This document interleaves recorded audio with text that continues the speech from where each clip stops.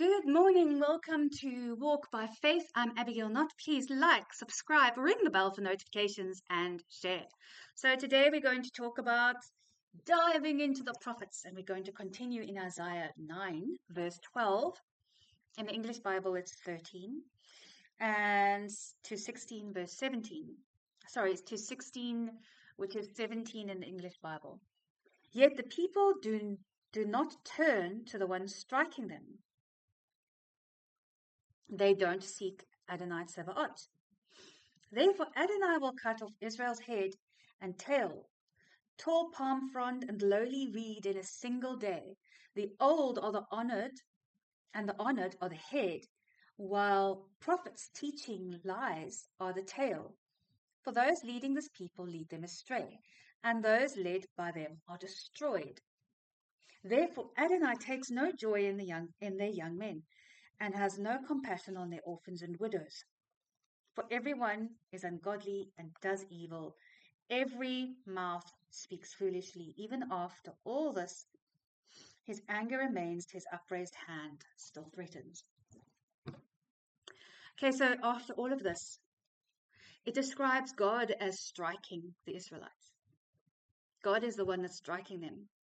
So it says they will not turn to the one who's striking them, which is actually God, because he's brought discipline. But they still haven't turned to God, so they still haven't learned their lesson, even though they are facing a lot of spiritual discipline at the moment and physical discipline. God cuts them off, the leaders, the old and honored, and the false prophets. God even describes orphans and widows, who he says we should actually look after them, and he describes them as ungodly and as doing evil. So what is happening in your life? Is God trying to get your attention through hardship? Who are you turning to? Are you turning to the evil that got you into this situation? If these people weren't turning to God, then what were they turning to? You have to ask. Are you turning to the evil that got you into the situation?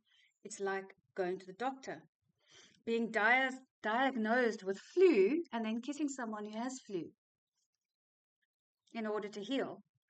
It's stupid and it's dangerous. The doctor would throw his hands up in disgust. Now you're probably thinking, ew, did you have to describe it like that? Yes, I did. Because we need to get how disgusting it is to have followed God who heals and restores. And that's how we know him. But still turn back to sin we were guilty of before for answers. We turn to things like horoscopes, mediums, witchcraft in all its many forms, New Age. And then we gain this arrogance that we have all the answers and everyone is beneath us, unevolved and on a lower level. By the way, if you're a Christian and you feel like that, that's called arrogance and pride. Okay? And it actually makes you just as deep in sin as those people who seek after mediums and witchcraft. Okay?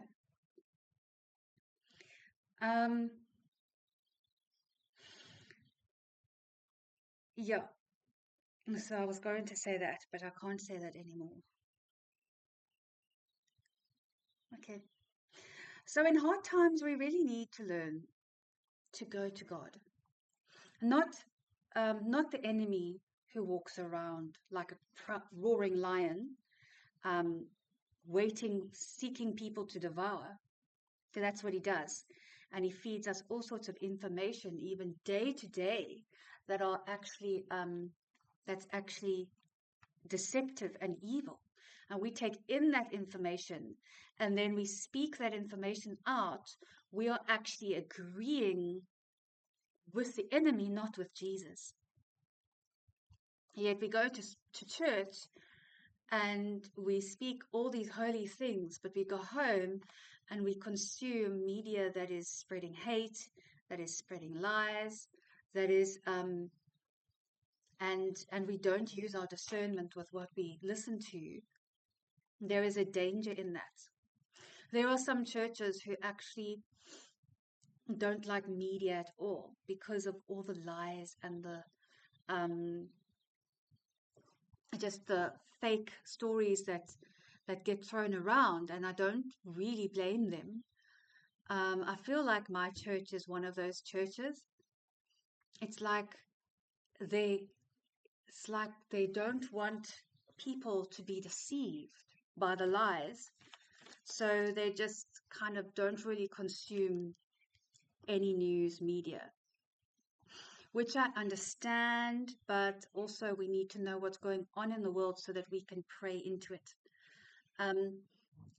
But I do understand, because there are a lot of Christians who are well-meaning Christians who get deceived by media content all the time. So you have to be extremely careful, but you also have to weigh things by the Holy Spirit. This is the stuff that grows us as Christians. When we see something and we weigh it by the Holy Spirit, we're like, Holy Spirit, before I take in what is being said to me, what is happening here? What does your word say? Your word says that the fruits of the Spirit are love, joy, patience, kindness, long-suffering, peace, whatever. I don't think it's peace. What is it? Anyway, it's the joy of the fruit of the Spirit. Okay. So if you don't see the fruit of the Spirit in that person, and look, there are even more secular people who can display the fruit of the Spirit, you know, they start seeing, wait a minute, I've seen this happen to even people in secular media where the scales sort of come off their eyes and they're like, wait a minute, this is a load of lies. This is a load of nonsense. And even if they're maybe not following Christ well or whatever, it's the Holy Spirit that's actually taken those scales off their eyes. And the Holy Spirit can do that to anyone he chooses to. He will do what he will do. We don't have to make sense of it. How he works is not how we work, okay? But he has been known to do this. He's been known to take the scales off people's eyes and they kind of almost like wake up and they're like, wait a minute, this is a load of nonsense. Like, why am I saying this? And then they start kind of exhibiting the fruit of the Spirit, and not in a strong way, but they start to be like, wait a minute, is this the truth or is this a lie? And so even I've seen some secular people in secular media actually start to do this and be like, wait a minute, I've just been talking a load of nonsense for the last few years. This is not true. I just found out this is not true. And I care about the truth, so let me seek the truth. The ability to seek the truth, to see deception and to seek the truth can be a way of God getting through to non-believers and starting to woo them to his heart. And this is so not what I was going to talk about today. But I had actually I misread something that I read in the Bible. And then I went back to it and I'm like, wait a minute, doesn't say that. So even I did it this morning, was like, wait a minute, doesn't say that. It probably does say that in other parts of the Bible, something similar, but it doesn't say it there. So I've got to speak the truth. So I actually started my live stream. I realized my error and then I had to stop and start it again because I want to speak the truth. So even some of them are realizing, what is the truth? And the best thing you can say is, what is the truth? And seek the truth. Because Jesus says, I am the way, the truth, and the life. No one gets to the Father except through me. So people who are seeking truth, I love those people. People that care about the truth, I love those people. Okay? So we really need to go to God, and God is basically training those people, probably without them even realizing, but he's actually training those people to seek his voice because he is the truth. That's exciting to me. Um, so the sad thing is that many people fall into the trap because it's always dressed up like a palace. But once you're trapped inside, you see it's nothing but a giant mousetrap. In fact, the sad thing is that most people, after getting inside, they don't even realize it's a mousetrap because they're so deceived. Okay. Um, and we know that this is what happened to the Israelites. They were deceived. Something that I've said before is that they were deceived by the way that their neighbors around them lived and their riches that they have had, and their eyes kind of latched onto the sparkle and the glitz. And now what's happened is they're finding that they're in a mousetrap, but they're not going to God. They're panicking. And it doesn't say this in the Bible, but they're probably going to doing things that so turning to things that are not of God in order to try and solve their problem. But or there are mm, or there are probably some who just don't know what to do. But the fact is that sin brought them to this place. They actually allowed to be seduced by riches and power of their neighbors, and and they got greedy, and that's what took them off track, and that's what caused them to be um, invaded by the Assyrians. Okay, was it the Assyrians or no? It was someone else. But the Assyrians couldn't invade them, but then they got invaded by someone else. King of Rezin couldn't invade them. Where was it? Um, hmm. Yeah. So Adonai has raised up Rezin's foes against him and spurred on his enemies. Aram from the east, Phlistim from the west. Okay, Phlistim are the Philistines. So in the end, the Aram and the Philistines from the west, and they devour Israel with an open mouth. So they were the ones who invaded Israel. I needed to be sure of that. Okay, so that's basically what happened. And it's because they were so seduced by the glitz and glamour of the people around them. Okay. And now they've realized they're in the mousetrap and they're not going to God. They're trying other things, which is idolatry. Okay? So that's how deception works. Will you be able to see through all the sparkle to what's inside? And something I did talk about, actually, what I have in my notes, is that it's like a woman who's being abused. Well, a woman, when you first meet an abuser, they're not going to be like, "Hi, I'm Gerald. I'm an abuser. Sorry if your name is Gerald." Okay? They're not going to do that because abusers by nature are actually narcissists. And narcissists do not, they rely on other people for their supply. They're actually very empty people and they need other people to make them feel good. And that comes when they abuse their victims. Okay? But when you first meet a narcissist, you will probably think, if you're not using your discernment, this is why discernment really does protect us. If you're not using your discernment, you're going to immediately say, "Oh my gosh, this man is so charming. He's so lovely, so handsome. He says all the right things. Oh, he's so sweet. He's so nice to me. He wrote me a long, long letter just about how beautiful I am." Okay, let me tell you something. That's a trap, that letter. If anyone writes you a long letter, pages long, about how wonderful you are and how beautiful you are, and especially if they use really like big words, they try to appear intelligent, but they're actually not. That person when they write those long letters, that's a sign that that's an abuser. Dead sign. I know the signs. I can pick them out in a crowd. But unfortunately, a lot of women cannot. And I can pick them out of a crowd because I know the signs. Okay? It's long letters.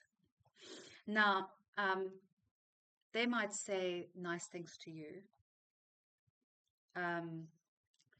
when they're required to, But if you listen very closely, you will understand, you will know that that person always talks about themselves.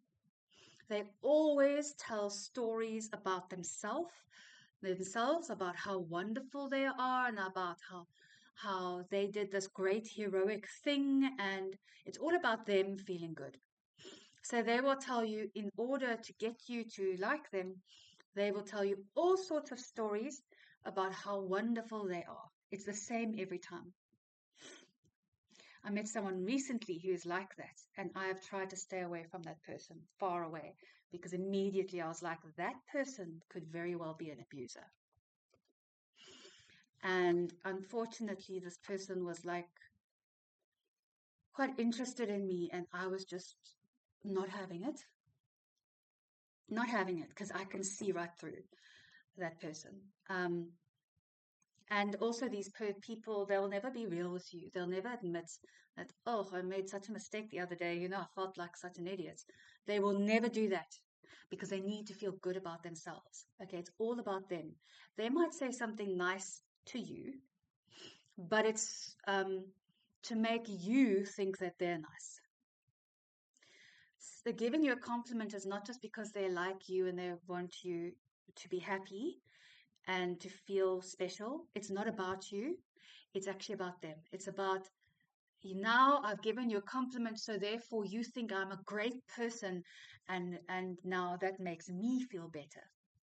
That's how they think. Textbook. Every time. Also, something that they do is they will shower you with gifts. Okay. At first, they will maybe give you some gifts or whatever. That's another way. But they will also start to control you and keep you away from your family. At first, they'll meet your family and they'll be like, la-di-da. But then they start actually keeping you away from your family, not even just your family, but your friends. Because if your family and your friend sees what is actually happening, then they're going to try and help you. He doesn't want that. He wants to control you. Okay, so that's just a few things.